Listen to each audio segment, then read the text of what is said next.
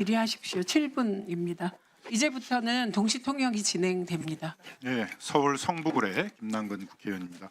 먼저 그 경찰청 직무대행 유재성 증인에게 물어보도록 하겠습니다. 이 앞으로 좀 나와주시죠. 시간 좀 잠깐만 멈춰주시면 나올 텐데. 네. 많이 지났네 벌써. 네. 아니 7분에서 다시 시작하십시오. 제 증인, 예, 참고인입니다. 예, 참고인, 예. 그 쿠팡이 이제 셀프 조사를 해가지고 실제로 외부에 유출된 정보는 뭐 3천 건 정도에 불과하다 이런 거 발표를 했는데 쿠팡은 사실은 이제 피의자이기도 하잖아요. 조사를 받아야 되는데 그 피의자가 이렇게 셀프 조사해서 발표하는 경우는 굉장히 드물지요. 예, 그렇습니다. 3천 건밖에 안 된다라고 그래가지고 이제 어떻게 보면 그 자기들의 책임들을 좀 은폐하려는 시도도 좀 있는 것으로 보여지는데 이 부분에 대해서는 좀 철저한 조사가 필요하다고 생각을 합니다. 저희가 이제 입수한 자료에 의해서 보니까 이게 11월 25일 날 그 범인이 이제 쿠팡 측에 협박하는 이메일이에요. 그 내용을 보니까 그 자신이 쿠팡의 앱하고 웹사이트에서 확보한 데이터가 배송지 주소 데이터가 1억 2천만 건이다라고 얘기를 하고 있고 주문 데이터가 5억 6천만 건이다 이렇게 얘기를 하고 있고 이메일이 3,300만 건이다 이렇게 얘기를 하고 있어요. 근데 이게 뭐 자신이 이미 확보하고 있다 그러니까 이미 다 다운을 받아가지고 자기가 보관하고 있는 것으로 보여요. 이 부분에 대한 좀 조사도 필요한 것 같고 더욱이 우려되는 거는 그 내용 중에 보니까 1억 2천만 건의 배송지 주소 데이터 중에 자신이 분석을 해보니까 18개 광역 지역에 펼쳐져 있고 266개의 아마 이제 우리 기초자치단체 같은데요. 여기 지역에 분포돼 있다. 이런 내용을 보게 되게 되면 이미 그 주소 데이터에 대해서도 자기가 들여다보고 다 분석을 해본 것 같아요. 근데 쿠팡은 이제 뭐 이런 것들은 다 내용들을 숨기고 뭐 3천 건밖에 안 됐다 이렇게 좀 얘기를 하고 있는 것 같습니다. 3만 3천 건의 이메일 주소에 대해서도 자신이 분석을 해보니까 여러 도메인들로 다양한 도메인으로 되어 있다 이렇게 지금 얘기를 하고 있습니다. 그래서 저희가 보기에는 이 문건에 의하게 되면은 범인이 파악하고 분석하고 정보를 다운받은 게 3천 건 정도는 아닌 것 같아요. 훨씬 더 많은 증거에 대해서 이미 분석을 해보고 했던 것 같은데 그래서 이 쿠팡의 셀프 조사만 믿어서는 안 된다. 이 문건에 나와 있는 것에 대해서도 좀 철저한 조사가 필요하다고 생각을 합니다. 어떻게 생각하세요? 예, 그렇게 하겠습니다. 네, 모든 사안에 대해서 경찰에서 철저하게 조사를 진행하도록 하겠습니다. 개인정보위원회 위원장님께 좀 물어보도록 하겠습니다. 범인이 한 내용을 보게 되면 자기가 공익제보자라고 그러면서 쿠팡이 개인정보에 대해서 비식별화 작업을 하질 않는다. 그래서 개인정보가 유출될 위험이 많다.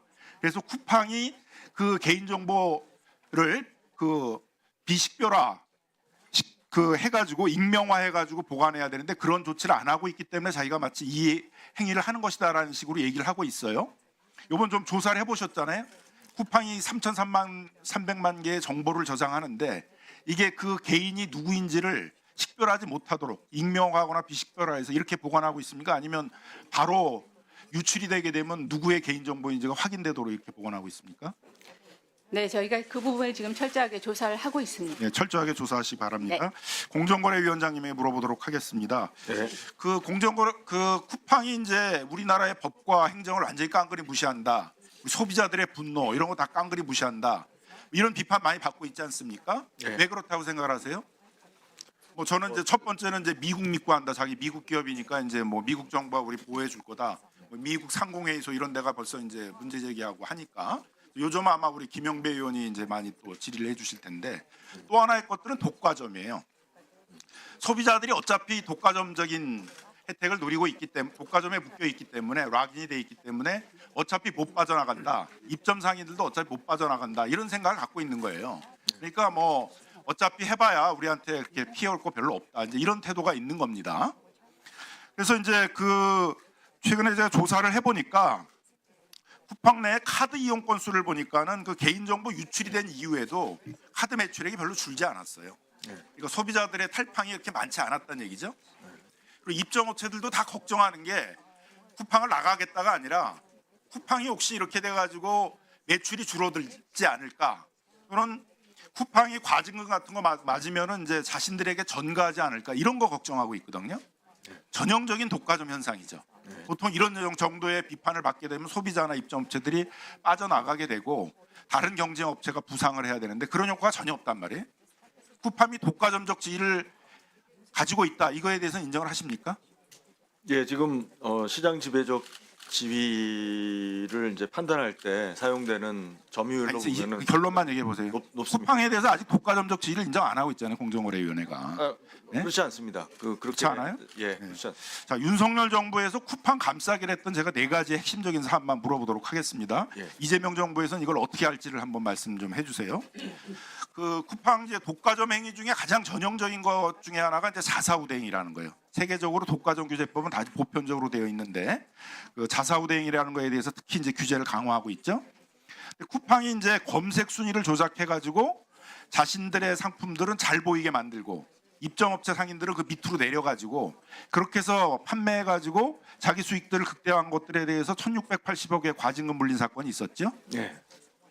그거에 대해서 쿠팡을 독과점적 지위가 있다고 한 게 아니라 그냥 개별 불공정 행위로만 규율을 했어요. 예? 그것도 저는 뭐 그 윤석열 정부의 공정위가 쿠팡을 봐주게 한 것이다라고 생각을 합니다. 더욱이 문제가 됐던 건 그 앞에 거에 대해서는 조사를 하진 않았어요. 쿠팡이 이렇게 입점업체와 동일한 경쟁 상품을 만들 때 어떻게 하냐면은 입점업체한테 분석을 해요. 잘 팔리는 상품이 있으면 자신들이 플랫폼에서 데이터 분석을 하잖아요.